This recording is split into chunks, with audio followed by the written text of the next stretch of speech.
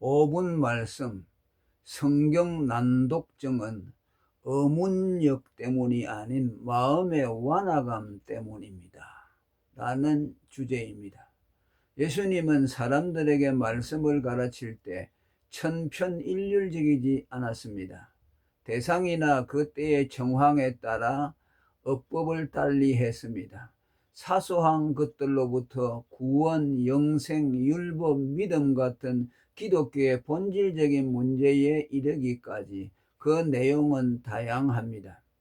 물론 내용의 본질은 동일하지만 때론 강조, 역설, 은유가 너무 극적이어서 동일 주제가 장면에 따라 완전히 상반되게 나타나기도 했습니다.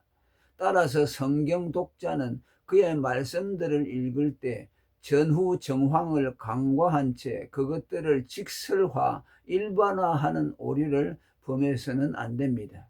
대표적인 예가 자기 의에 충만해 스스로를 영생 얻기에 충분하다고 여기는 부자 청년에 대한 예수님의 응대입니다. 두 사람의 대화 내용을 정황적 고려 없이 문자 그대로 받아들이면 오늘날 행위구원자들의 오해가 일어날 수 있습니다. 자신의 율법적 의의를 예수님께 추인받기라도 하려는 듯 내가 무슨 선한 일을 하여야 영생을 얻으리까? 라고 하는 부자 청년의 질문에 예수님은 그의 율법적 구원관을 동의라도 해 주려는 듯 네가 생명에 들어가려면 계명들을 지키라 라고 하셨습니다. 그러자 청년은 기고만장하여 이 모든 것을 내가 지키었사오니 아직도 무엇이 부족하니까 라며 대받아쳤고 예수님은 다시 네가 온전하고자 할진대 가서 내 소유를 팔아 가난한 자들을 주라며 고단위의 의를 요구했습니다. 예수님과 부자의 대화를 피상적으로 이해하면 인간이 할 수 있는 최고의 선행을 행할 때만 영생을 얻을 수 있다는 것처럼 들리며 이는 예수님이 나를 믿으면 영생을 얻는다고 한 말씀과 전적으로 배치됩니다. 그리고 이 말씀을 너희 의가 서기관과 바리새인보다 더 낫지 못하면 결단코 천국에 들어가지 못하리라 는 말씀 등과 연계시킬 때 그 의미는 거의 고착화됩니다. 그러나 그 청년이 재물이 많음으로 이 말씀을 듣고 근심하여 가니라고 한 마지막 결말에서 예수님이 그 청년과 나누었던 대화의 진위가 비로소 드러납니다. 예수님이 부자 청년에게 하신 말씀의 이면에는 율법적 의의로 영생을 얻겠다고 그래 어디 한번 해보자라는 보관이 깔려 있습니다. 청년이 제시된 율법의 자신감을 피력하면 예수님은 더 높은 난이도의 계명을 제시했고 마지막에는 네 소유를 팔아 가난한 자들을 주라는 최고 난이도의 계명을 요구했습니다. 청년은 결국 거기서 두 손을 들고 투항했습니다. 예수님이 부자 청년과의 대화를 통해 우리에게 알리려는 것은 청년의 율법적 의의를 추인해 주려는 것이 아니었습니다. 오히려 율법의 요구는 끝간데 없으니 행위적 의의로 영생 얻을 생각일랑 아예 하지 말라는 그런 뜻이었습니다. 또 율법에 흠이 없다고 자타가 인정하던 바리새인과 서기관들을 지목하여 그들보다 너희의 의가 더 낫지 못하면 결단코 천국에 들어가지 못한다고 한 예수님의 말씀 역시 그러합니다. 언뜻 들으면 당대 최고의 의인들이었던 바리새인의 의 이상의 율법적 의를 가져야만 천국에 들어갈 수 있다는 것처럼 들립니다. 그러나 이는 율법적 의와는 전혀 다른 차원의 의, 곧 믿음의 의로 천국에 들어간다는 뜻이었습니다. 바리새인 서기관들의 의가 인정받지 못한 것은 그것이 율법의 기준에 조금 모자란 때문이 아니라 예수님이 요구한 의와는 전혀 다른 차원의 의였기 때문입니다. 그들의 의가 하나님께 간합될 수 없다는 증거는 그들을 향해 천국문을 사람들 앞에서 닫고 자신들도 들어가지 않고 들어가려 하는 자도 못 들어가게 막는 자들이요 독사의 자식들이라고 저주하신 예수님의 말씀에서 확인됩니다.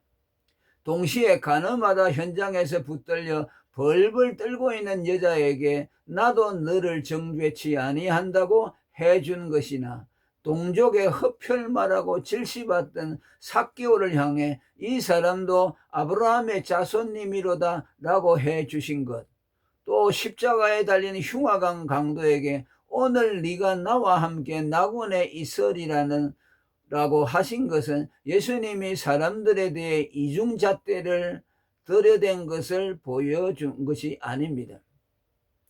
이처럼 행위와 믿음의 상반된 강조는 신율주의자들의 주장처럼 소위 율법 시대인 구약에서 믿음 시대인 신약으로 넘어오는 과도기인 초대교회에서 이 신행 덕구의 혼합 방식이 더 적절했기에 행위와 믿음이 함께 제시된 것이 아니었습니다. 그들이 율법 시대라고 규정한 구약 시대마저도 믿음의 법으로 경륜됐습니다.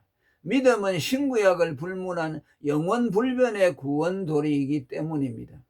때때로 율법과 믿음을 바꾸어 들고 나오는 예수님의 가르침에는 개개인의 영적 상태와 그때그때의 정황에 따라 강조, 역설, 비유, 은유의 방식으로 나타납니다. 자기 의로 충만하여 행위적 의를 고집하는 바리새인 서기관들은 자기 의가 박살나지 않으면 믿음의 의를 가질 수가 없기에 율법의 정죄를 위한 완전한 율법적 의가 그들에게 요구됐습니다. 인간은 자기 의가 회파되지 않는 한 누구도 그리스도의 의를 받아들일 수 없기 때문입니다. 그러나 그들은 끝내 자기 의에 매몰되어 믿음의 의를 거부했습니다. 이와 상반되게 이미 율법의 정죄를 받아 죄의식으로 주눅들어 있었던 죄인들은 율법으로 데려갈 필요가 없었기에 그들에게는 사죄의 은혜만이 선포됐습니다. 이런 상호 모순돼 보이는 가르침들의 진의를 제대로 읽어내지 못할 때 둘을 조화시키려고 이신행덕구 같은 교리를 창안하게 되는 것입니다. 오늘날 행위구원론자들은 그들의 성경 오독으로 인해 율법적 완전의 요구가 사람들을 절망시켜 그리스도께로 인도받도록 하기 위한 것임을 보지 못하고 오히려 그것을 구원의 조건으로 만들었습니다. 그 결과 바리새인 서기관들을 능가하는 율법적 의의를 가져야만 천국에 들어갈 수 있다는 왜곡된 주장을 하기에 이르렀습니다. 그런 성경 오독은 소경을 인도하다가 둘 다 구덩이에 빠뜨려지는 결과를 낳았습니다. 그럼 왜 이런 왜곡이 생겨날까요? 그것은 심오한 신학 지식의 결핍 때문이라기보다는 직설, 역설, 풍자, 은유를 읽어내지 못하는 난독증 때문입니다. 그리고 이 난독증은 문장을 읽어내는 어문력의 부재 때문이 아니고 그들의 마음의 완화감 때문입니다. 더 근원적으로는 그들에 대한 천국의 불허로 그들로 깨달아 고침을 받지 못하도록 하나님이 경륜하셨기 때문입니다. 제자들이 예수께 나와 가로되 어찌하여 저희에게 비유로 말씀하시니까 대답하여 가라사대 천국의 비밀을 아는 것이 너희에게는 허락되었으나 저희에게는 아니 되었나니 내가 저희에게 비유로 말하기는 저희가 보아도 보지 못하며 들어도 듣지 못하여 깨달지 못함이니라. 이 백성들의 마음이 완화가여져서 그 귀는 듣기에 둔하고 눈은 감았으니 이는 눈으로 보고 귀로 듣고 마음으로 깨달아 돌이켜 내게 고침을 받을까 두려워함이라 하였느니라. 마태복음 13장 10절에서 15절까지. 바리새인들은 성경과 고도의 학자적 소양을 겸비하여 충분한 성경 해석력을 가진 사람들이었습니다. 또 그들은 성경에 대한 애정 역시 타의 추종을 불허할 정도로 커서 성경 상고에 자신을 전적으로 투신했던 사람들입니다.